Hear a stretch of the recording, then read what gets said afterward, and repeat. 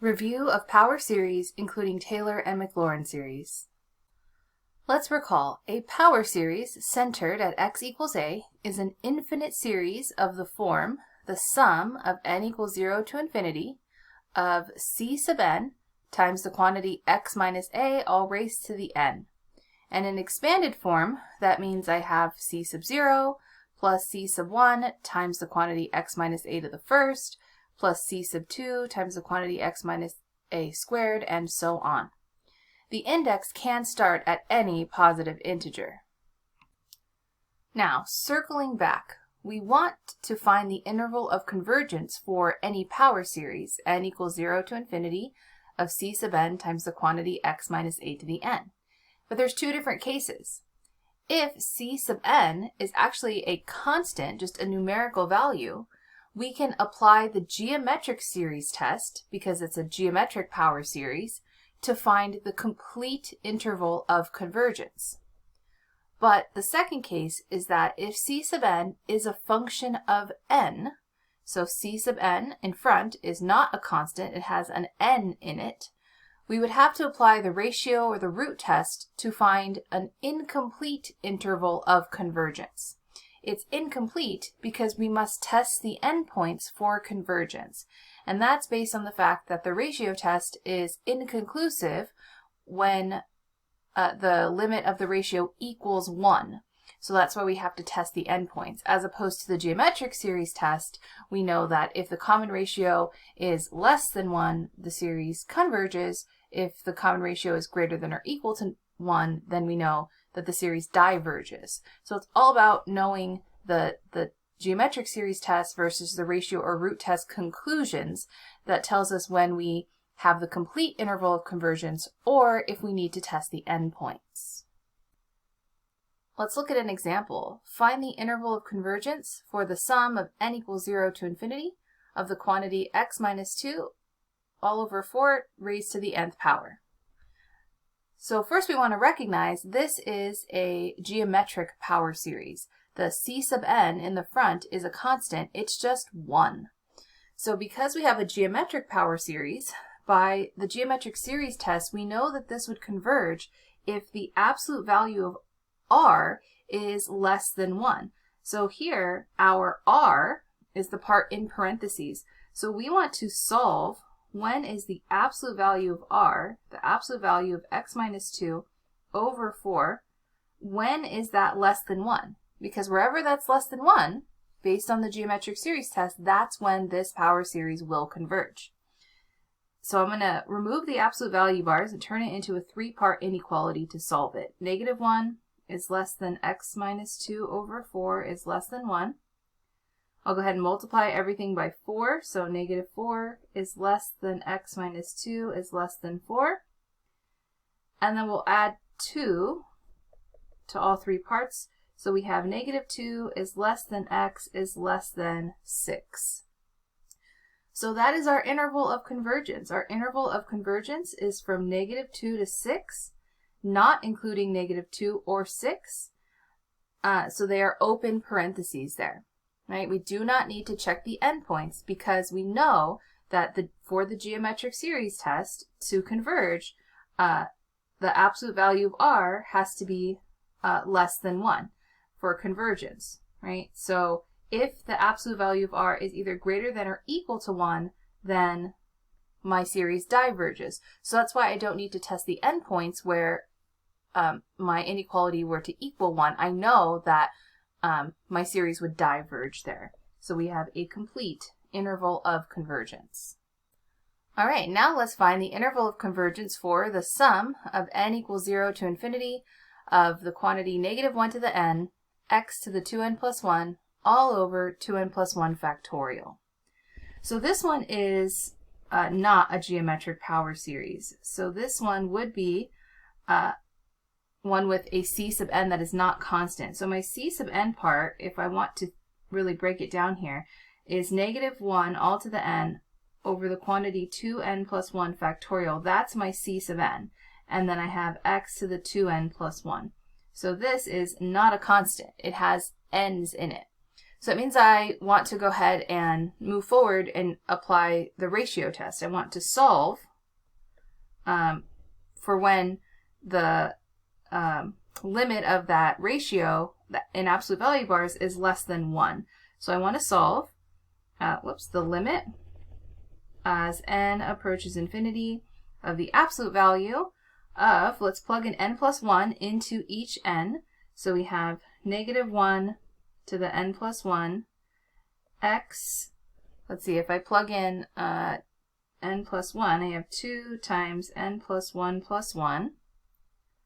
all over 2 times n plus 1 factorial times the reciprocal, right, because it's a sub n plus 1 over a sub n, so we'll, instead of divide, multiply by the reciprocal. So we'll put 2n plus 1 factorial on the top, -1 to the n on the bottom, and x to the 2n plus 1 on the bottom.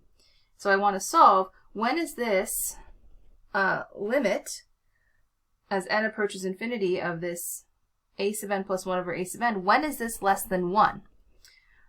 So let's go ahead and simplify what we can. Well, we can pretty much just ignore the -1 to the power of n or n plus 1 parts because we're in absolute value bars. And then let's work on x to the 2 times n plus 1 plus 1. What's going on there? So that's 2n plus 3. So if I focus on x to the 2n plus 3 and x to the 2n plus 1, how's that going to simplify? Well, it's going to be x squared, right? Those are going to leave us with just an x squared. And then we'll have, let's see, 2n plus 1 factorial on the top. And this is going to be 2n plus 3 factorial on the bottom. So let's go ahead and try to think about how that's going to work out here. So 2n plus 3 factorial, that would be 2n plus 3 times 2n plus 2 times 2n plus 1 factorial, so that we can cancel out the 2n plus 1 factorials. And we're still evaluating a limit here as n approaches infinity. When is this less than 1? Okay, well, since n is approaching infinity and there's only n's in the denominator, right? That means that the limit as n approaches infinity is 0. So this whole left-hand side, it's going to be 0 times x squared, which is 0. So when is 0 less than 1? Always, right? We're solving for the x values that would make this true. Well, because 1 over the quantity 2n plus 3 times 2n plus 2, since that is all 0 times x squared, it doesn't matter what x is. 0 is always less than 1. So this one actually leaves us with an interval of convergence of all real numbers. Right? The interval of convergence is all real numbers. Let's go ahead and try it again. Let's find the interval of convergence for the sum of n equals 1 to infinity of -1 to the n minus 1 times x to the n all over n. All right, well, this one is not geometric. The c sub n is -1 to the n minus 1 over n. That's not a constant, right? It's a function of n. So let's go ahead and solve using the ratio test. So solve the limit as n approaches infinity of the absolute value of, let's see, so we have -1 to the n plus 1 minus 1, that's just -1 to the n, x to the n plus 1 over n plus 1 times the reciprocal n over -1 to the n minus 1, x to the n. When is that less than 1? Okay, so again, we can pretty much just ignore these parts. We didn't even need to write them. And so let's see, what are we going to have? We're going to have the limit as n approaches infinity. We have n over n plus 1, and then x to the n plus 1 over x to the n. That's going to simplify to just x to the first power. So we would subtract, right, the bottom exponent from the top. The n's cancel. I have just x to the 1. When is that less than 1? Okay, well, this limit as n approaches infinity here, since these are the same degree, we can take the coefficients, so it's just 1. So I end up with just absolute value of x is less than 1, or negative 1 is less than x is less than 1. So now I do have to check the endpoints. So the complete interval of convergence isn't found yet. I have to check what happens when x equals 1 and x equals negative 1, because for the ratio test, when we're less than 1, we converge, but when we're equal to 1, it's inconclusive. So let's check each one. Let's check if x is equal to 1, then we go ahead and plug that into our power series. So we're going to have negative 1 to the n minus 1, 1 to the n over n. Well, 1 to the n, that's just 1. So we have this alternating series left over, negative 1 to the n minus 1 over n. And so this converges by the alternating series test. This converges by the alternating series test.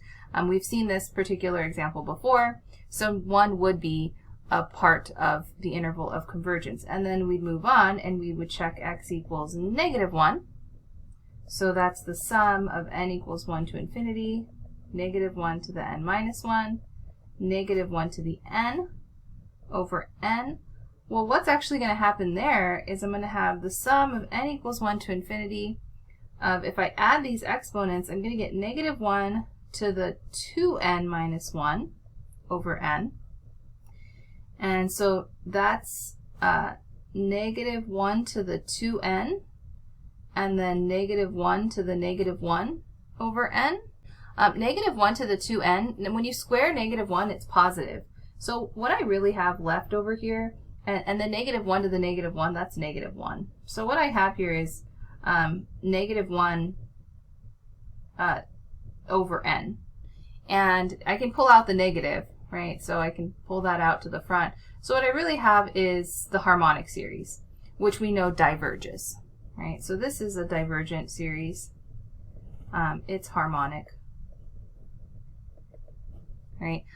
So that means that negative 1 is not included in the interval of convergence. So my complete interval of convergence, I'll put in the middle here, it is not going to include negative 1, but it is going to include 1. So just less than next to negative 1 and less than or equal to next to 1. Taylor and Maclaurin series. Taylor and Maclaurin series are just types of power series. So first, the Taylor series of f at a is the sum of n equals 0 to infinity of the nth derivative at a over n factorial times the quantity x minus a to the n. And here's the expanded version, right? But the idea is a Taylor series is just a power series, but the c sub n part in front is a specific formula, the nth derivative at a over n factorial. And a McLaurin series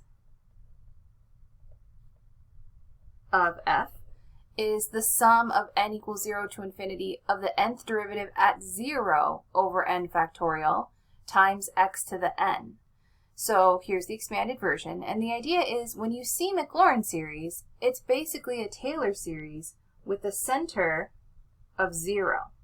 So it still has that c sub n has that special formula, the nth derivative, but specifically at 0. Right? The nth derivative at 0, the center is 0, which is why it's just x to the n, not x minus a to the n. Now recall, the sum of the first n plus 1 terms of a Taylor series is the Taylor polynomial. And it's denoted t sub n of x. So when we stop, then we no longer have a Taylor series, we have a Taylor polynomial of nth degree. So as an example, let's find the Taylor polynomials of orders 0, 1, 2, and 3, and then the Taylor series generated by the function e to the x at x equals 0.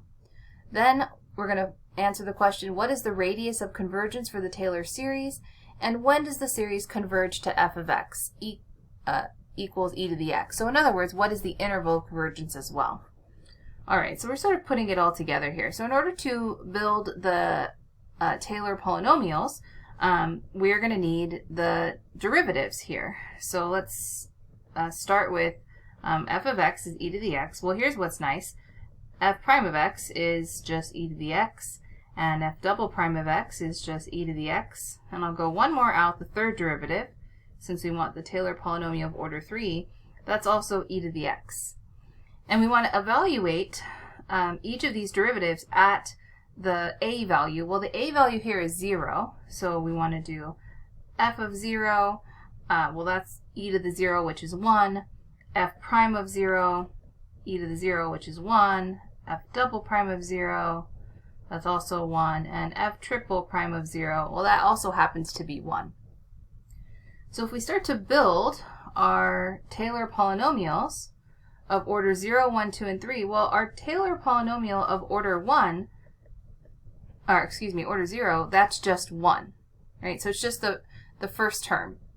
The Taylor polynomial of order 1 is 1 plus 1 times x minus 0. So the formula here that we're using, right, so in general, like t sub 0 of x, that's just going to be f of 0. And t sub 1 of x, that's going to be f of 0 plus f prime of 0 times x minus 0. And so t sub 2 of x is f of 0 plus f prime of 0 times x minus 0 plus f double prime of 0 over 2 factorial times x minus 0 squared. So we're using that formula for ultimately a Taylor series, but we're stopping it, so it's a Taylor polynomial. So t sub 2 of x is equal to 1 plus x, so that's the same as above, right? And then we're adding on 1 over 2 factorial x minus 0 squared, right? Which is really just x squared.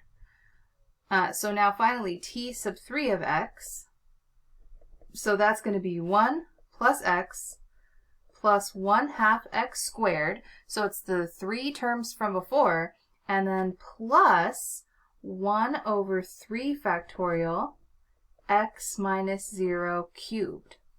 So the third derivative at 0 was 1, that's why that numerator is 1, then over 3 factorial x minus 0 cubed, because the general form for t sub 3 of x is this whole thing from before, and then we're going to add on the third derivative at 0 over 3 factorial x minus 0 cubed.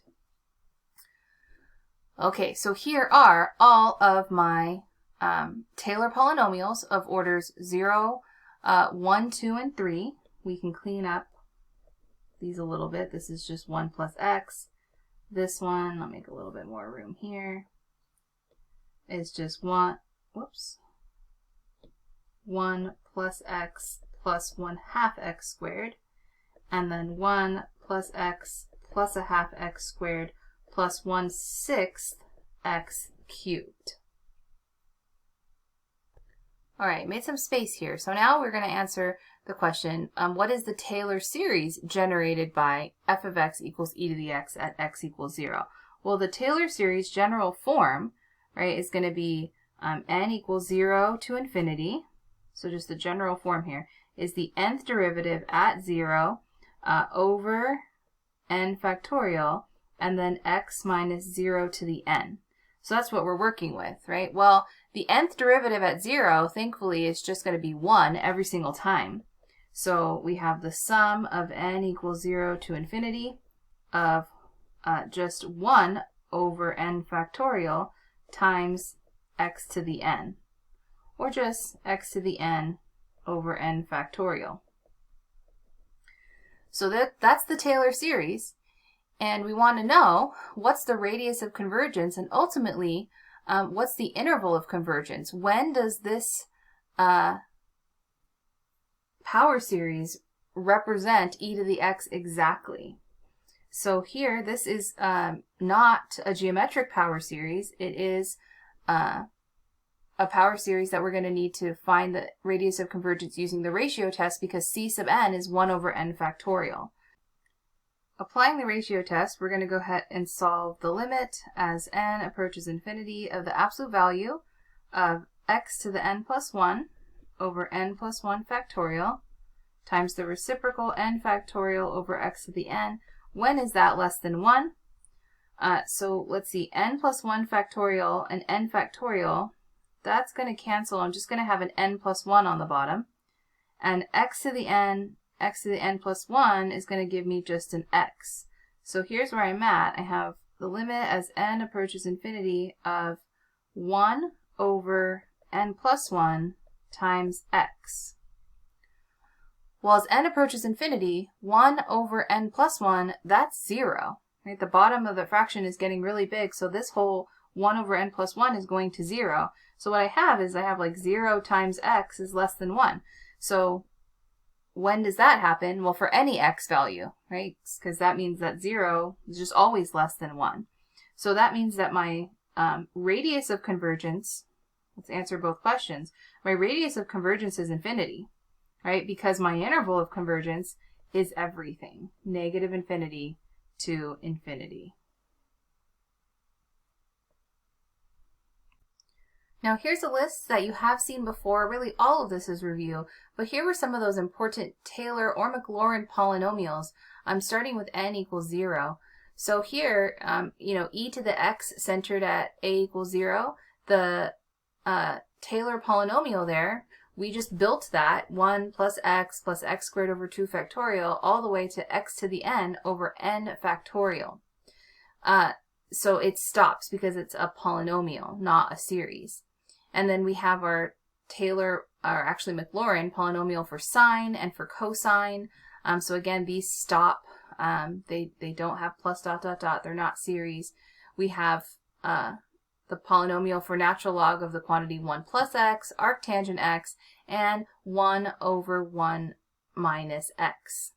So these are all important Taylor polynomials, but we now extend these approximating polynomials to infinite series that represent the function exactly within their interval of convergence. So the idea is these Taylor polynomials, they only approximate the function.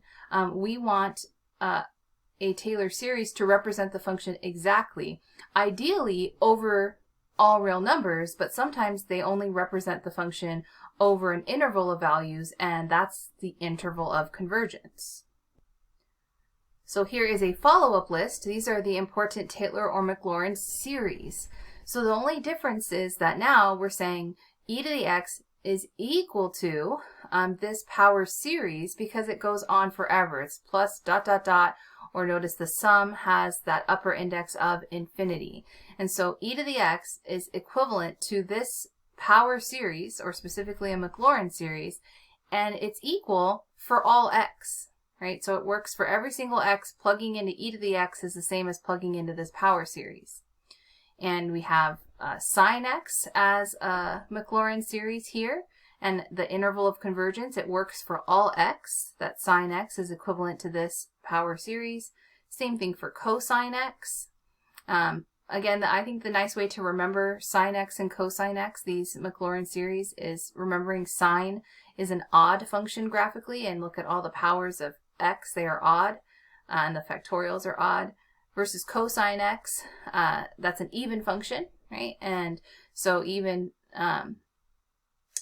here, all the powers are even, 2, 4, 6. And remember, cosine starts at 1, so the Maclaurin series starts at 1.